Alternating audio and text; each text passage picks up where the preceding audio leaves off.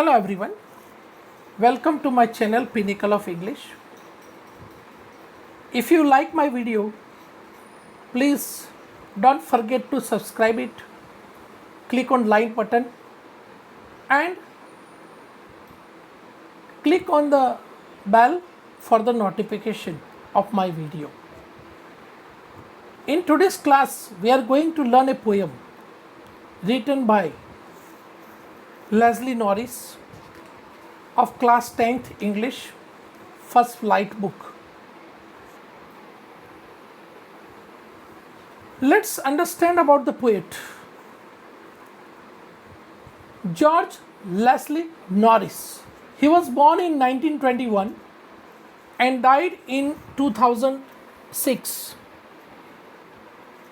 He was a prize-winning Welsh poet and short story writer. He is considered as the most important Welsh writers of the post-war period, and his literary works have won many prizes. His famous works are Finding Gold, The Loud Winder, Phoenix, Living Poets series, Ransoms, etc.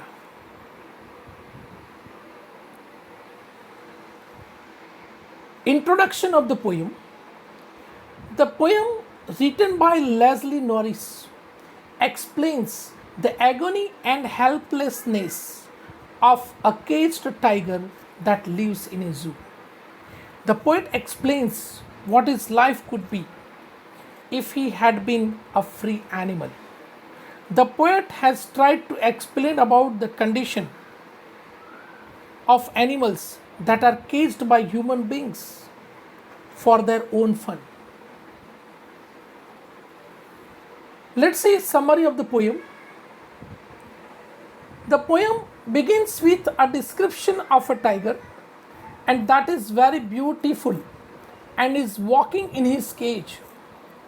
His beautiful stripes on his skin and has velvet like soft paws. But he is not happy and is quite angry about being confined in the cage.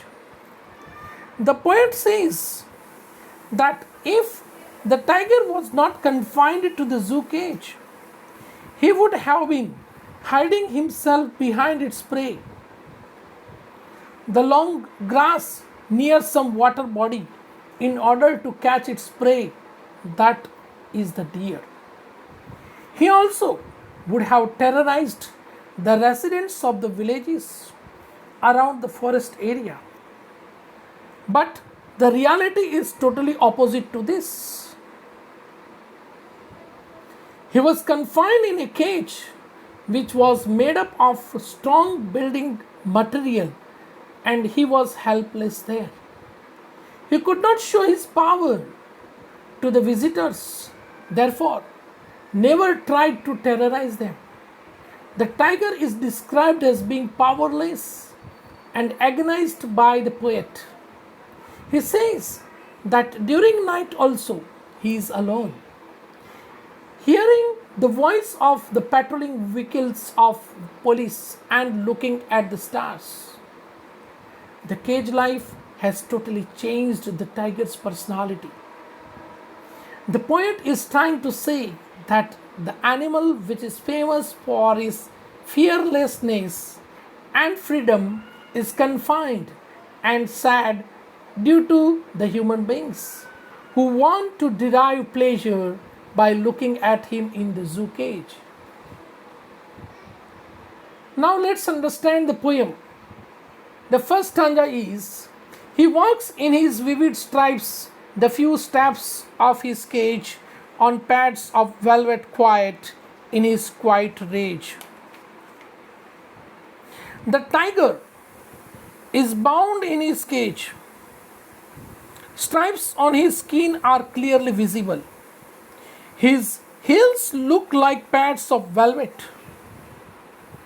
On his pads of velvet, he walks quietly within his cage. He doesn't seem to be happy to be in his unnatural abode. So, without showing his anger, He walks around quietly in his cage. The second stanza is, he should be lurking in a shadow, sliding through long glass near the water hole where plump deer pass.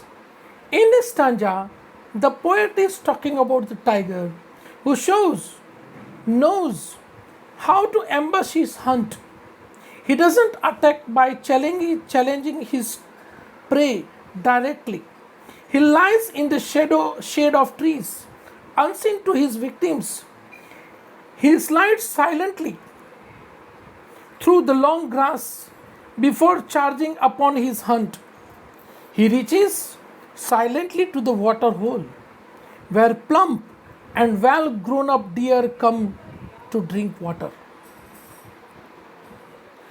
The third stanza, the poet is talking about, but before that, what exactly the third stanza is.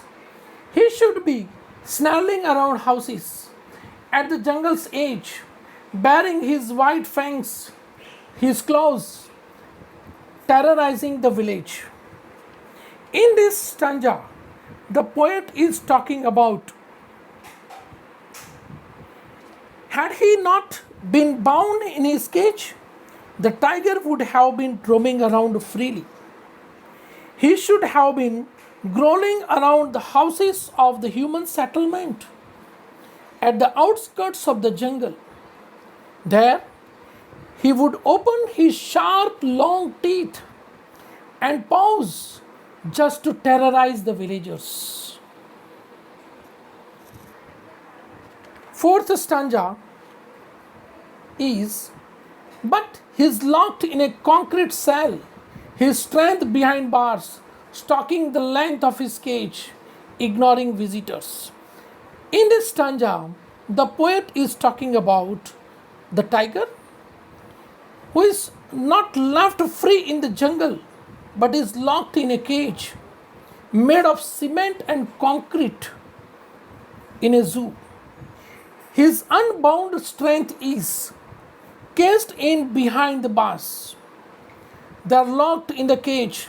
He walks around arrogantly, ignoring the visitors. Next stanza. He hears the last voice at night, the patrolling cars, and stares with his brilliant eyes at the brilliant stars. In this stanza, the poet is talking about at night, the caged tiger hears the last voices of the patrolling cars. Being locked in the cage, he looks towards the sky. He goes on staring the brilliant stars that are shining freely in the sky, like his brilliant eyes. Now, let's understand the figure of speech which is used in this poem by the poet. The first figure of speech is personification. In this poem, the poet refers to the tiger by the word he, which is used for humans. So, the tiger has been personified behind as a human with emotions who can understand. So, non-living things, or you can say animal, the tiger, who is used for humans. That's why the figure of speech is personification. Next is metonymy. Metonymy is the substitution of the name of an attribute for that of the thing meant. In this poem, the poet calls body of the tiger as its strength. So the figure of speech is metonymy. The next figure of speech is metaphor.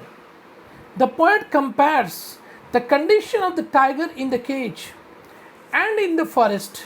He tells how tiger feels in the cage and how it would have been feeling it if it were free. Next is alliteration. The poet has used the figure of speech alliteration in this poem. It is the occurrence of the same letter of this or sound at the beginning of the adjacent or closely connected words. For example, should be lurking in shadow, where plump deer pass in a concrete cell. So here the first letter of the word is repeated in the line. The figure of speech is called alliteration. The next figure of speech which is used by the poet is symbolism. It is used of symbolic images and indirect suggestion or to express mystical ideas. In this poem, the poet is describing eyes of the tiger and stars in the sky as brilliant. The eyes are bright either because of rage of or because of its majestic look. On the other hand, the stars are brilliant because they twinkle in the sky. Here we are ending our explanation. I hope you have liked my video, and if you think that this video is helpful to you, please don't forget to subscribe it, like it, and click on the bell button so that you will get more notification, more on videos from my channel Pinnacle of English. Have a good day.